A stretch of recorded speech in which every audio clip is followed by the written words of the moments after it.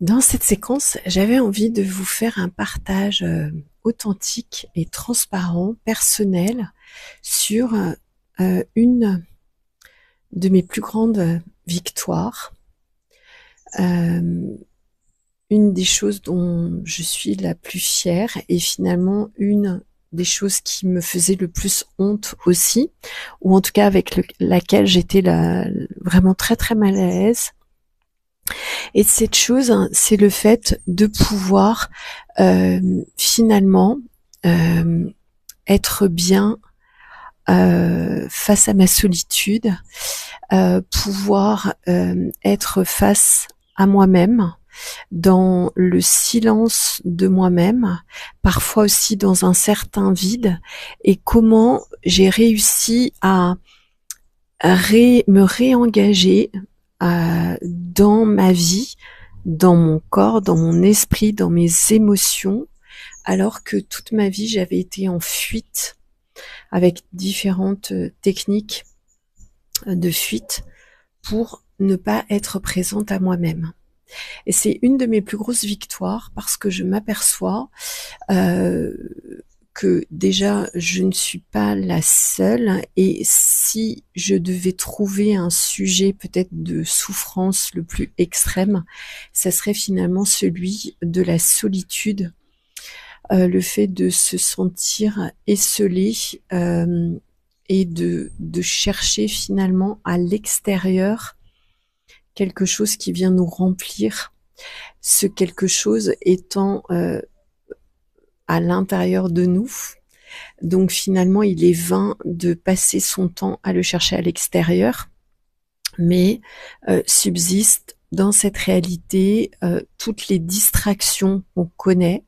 toutes les diversions, les dispersions qui, à chaque fois, nous font déconnecter de nous-mêmes pour nous faire croire que nous allons trouver l'amour, le bonheur, la paix, la joie, le contentement par des richesses extérieures, par ce qui est à l'extérieur, par un autre, par euh, un accomplissement, par de la reconnaissance, voilà. Et finalement, cette question de la solitude, d'être bien avec soi-même, c'est quelque chose qui est très très long à apprivoiser. En tout cas,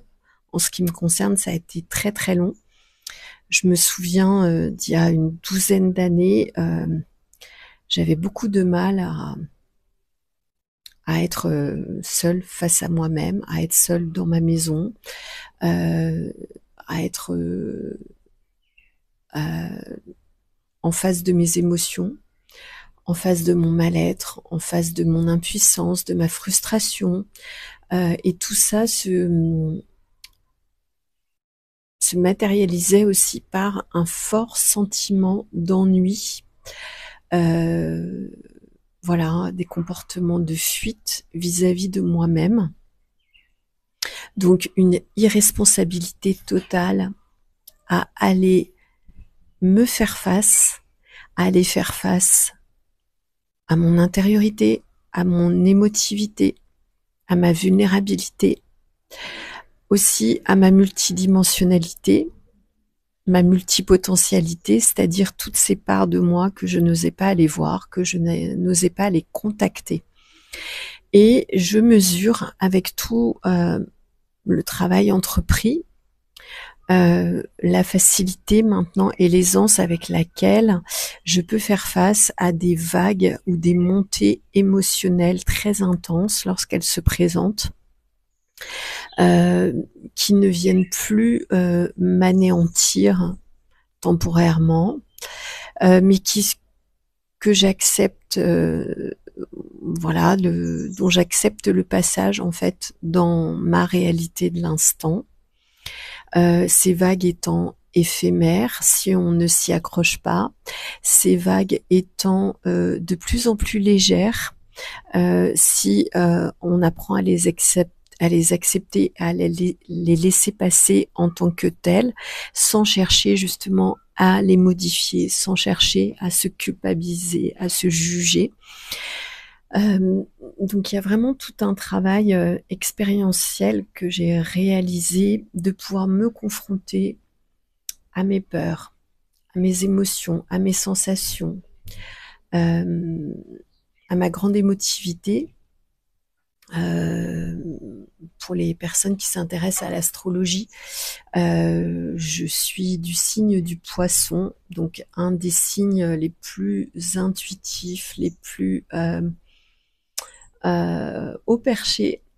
et les plus sensibles, les plus empathes. Et c'est vrai que je mesure ce passage en fait que j'ai pu faire de être à même aussi de le gérer en moi pour pouvoir accompagner aussi d'autres personnes comme moi à faire face à cette souffrance indicible, à cette sorte de d'envie de des fois de disparaître, de ne plus être présent, de ne plus être présent dans cette réalité tellement elle peut être vide de sens, souffrante, euh, avilissante, annihilante. C'est-à-dire que vraiment, on peut passer par différentes émotions quand on s'autorise finalement et qu'on se donne le droit d'y aller. Et l'invitation que j'avais envie de vous faire, c'est justement d'aller vous confronter à cela, qu'on pourrait dire nos zones d'ombre. J'aime beaucoup la métaphore de la cave, aller un petit peu plonger, aller voir dans sa cave, l'état de sa cave, si elle est humide, encombrée, si elle est sale, si elle est euh, euh, voilà, si elle est dans un état déplorable, et commencer en fait à, par des petites actions, à l'assainir et déjà être en capacité de regarder en face toute la noirceur aussi qu'il peut y avoir à l'intérieur de nous. Ça nous évitera en plus d'avoir à la projeter sur l'extérieur, sur notre partenaire, sur notre famille, sur la société, sur nos relations. Et vraiment, donc, pour revenir à ce courage et cette force, c'est vraiment quelque chose dont je suis très fière parce que c'était pas du tout gagné, parce que ça m'horrifiait il y a quelques années à l'idée de passer un moment avec moi, à l'idée d'être seule avec moi. Sans distraction, hein, bien sûr, j'entends, parce qu'après, avec de la musique dans les oreilles, avec la télé, avec un fond, un bruit, avec des animaux autour, avec des enfants autour, voilà, on est complètement absorbé et finalement, on ne se fait jamais face. Donc le grand défi, je trouve, de toute une vie, c'est d'arriver à se faire face, de se regarder en face,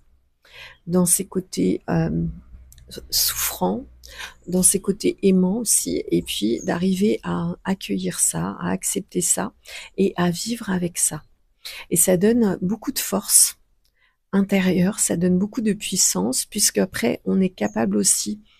de le voir chez les autres et de pouvoir aussi les amener justement à transcender tout ça. Et aussi, on est une invitation aussi pour les autres à se regarder avec vérité, avec authenticité, avec fierté, juste pour notre état d'être vivant, d'être vibrant, d'être sensible, d'être émotionnel, puisque la vie nous a donné d'avoir des émotions. Et c'est tout un parcours justement d'acceptation, de tolérance, de bienveillance, de pouvoir accepter tout cela en soi et de se sentir à l'aise et en présence de qui l'on est, sans se sentir en souffrance. Pour moi, c'est vraiment le plus beau passage en fait à réaliser, c'est celui d'aller se confronter à soi, d'aller oser s'explorer soi-même pour vraiment être en transparence, en authenticité vis-à-vis de soi-même et vis-à-vis de l'autre. Et ça va vous donner beaucoup de clés, ça va vous apporter beaucoup de puissance intérieure, beaucoup de valorisation intérieure, beaucoup d'estime de vous-même, beaucoup d'amour propre aussi pour vous-même, beaucoup de confiance finalement en vous-même, puisque au lieu de rejeter les choses, d'en avoir peur, de les fuir, de les éviter, de les contourner, vous allez prendre votre courage à deux mains et aller à l'intérieur, vous observer, vous percevoir, vous accepter et vous aimer. Voilà, c'était mon invitation et aussi mon partage par rapport à cette grande fierté de pouvoir maintenant me faire face à moi-même dans la solitude, dans l'isolement, dans le fait d'être confronté à sa vulnérabilité, à son intériorité et à son authenticité.